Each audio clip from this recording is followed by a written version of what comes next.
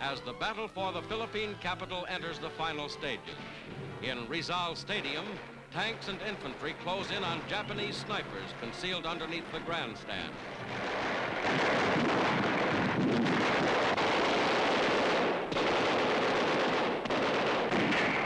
Through heavy crossfire, wounded American troops are brought in for treatment.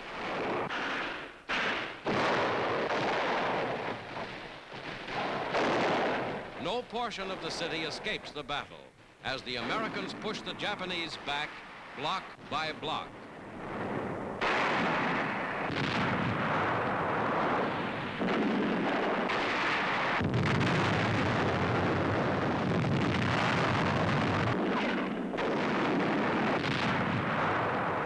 As the northern half of Manila is cleaned up, heavy guns are turned across the Pasig River.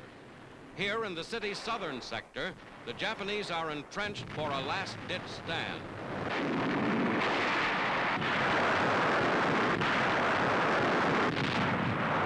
Enemy troops come into the open. American riflemen open fire.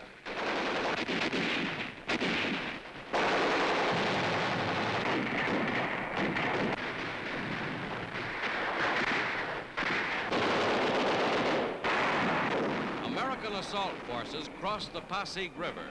The battle moves into its furious climax.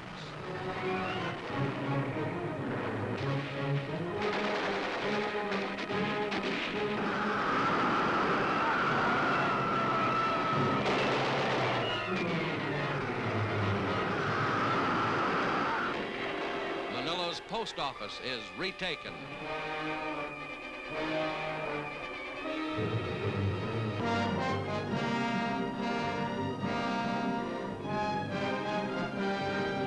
Medical corpsmen carrying wounded scatter as Japanese snipers open fire.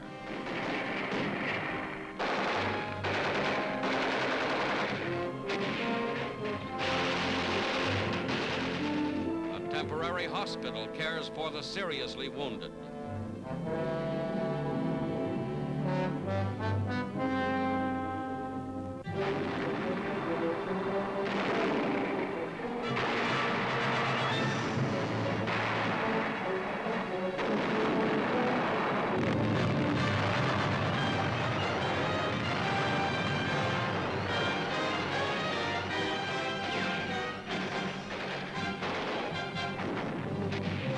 American troops enter Intramuros. Within its 30-foot thick walls, the Japanese make a desperate last stand. Their hiding places are discovered and wiped out.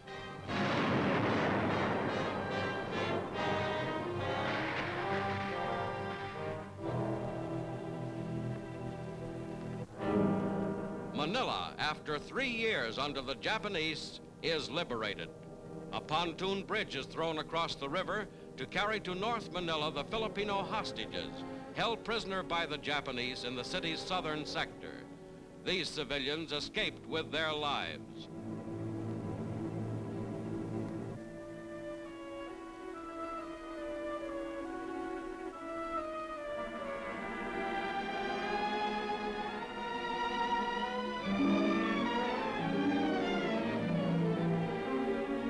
Others did not.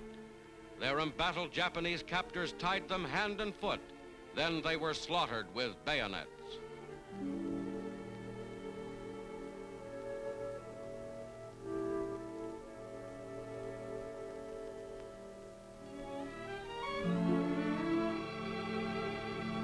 The intense battle for Manila has reduced most of the city to ruins.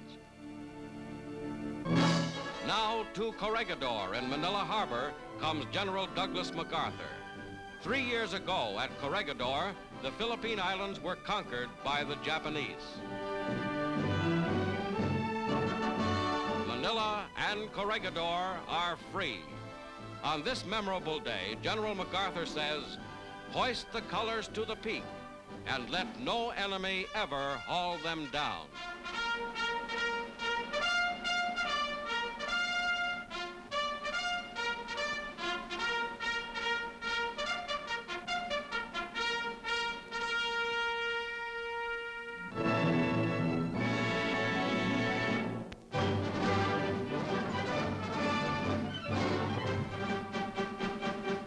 American clothing for Europe's victims of the war. 75,000 tons of clothing donated from all over the United States are being gathered for the 30 million people in countries devastated by the war. Every kind of clothing, especially children's garments, are being packed and collected for shipment overseas. Government warehouses handle the clothing. As quickly as possible, humanity's needs are being met, thanks to the United National Clothing Collection and its director, the great shipbuilder Henry Kaiser.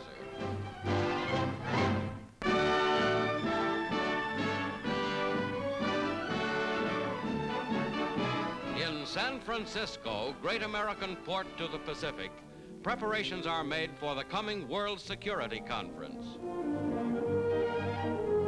In the twin War Memorial buildings, delegates from the countries participating will meet, not to set boundaries or discuss reparations, but to consider the peace organization plans formulated at Dumbarton Oaks.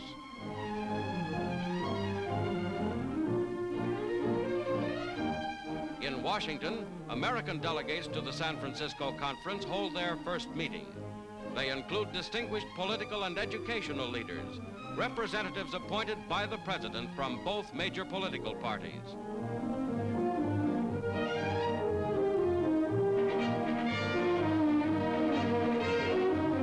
The delegation visits the White House for a session with President Roosevelt.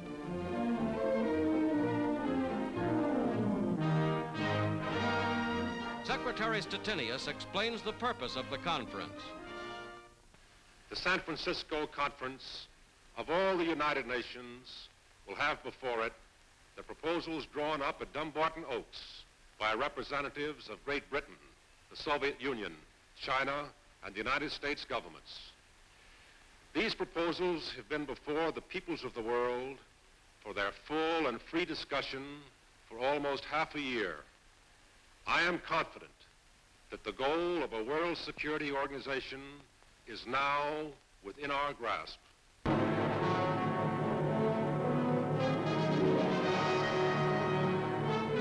Cologne.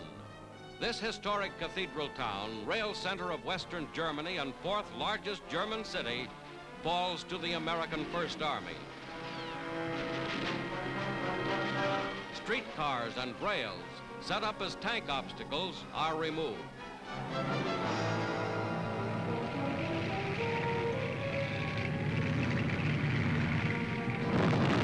A house-to-house mop-up cleans out Cologne's remaining pockets of resistance.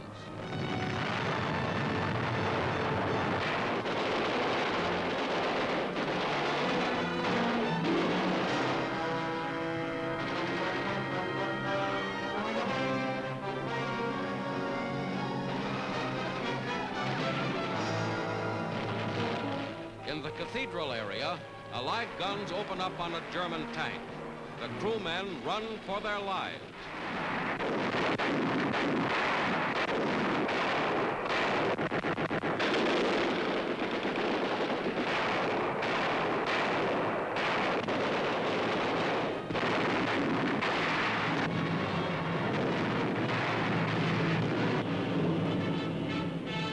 In spite of 3 years of bombing, the ancient Cologne Cathedral is almost untouched.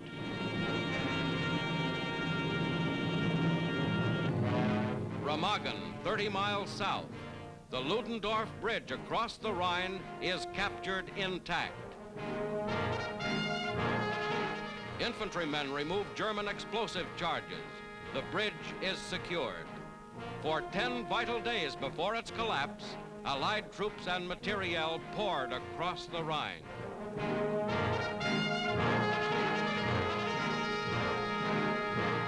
Other bridges, north and south, have since carried 7 Allied armies deep into the heart of Germany.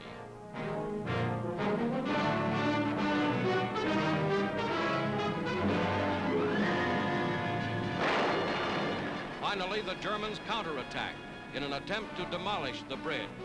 30 planes are shot down.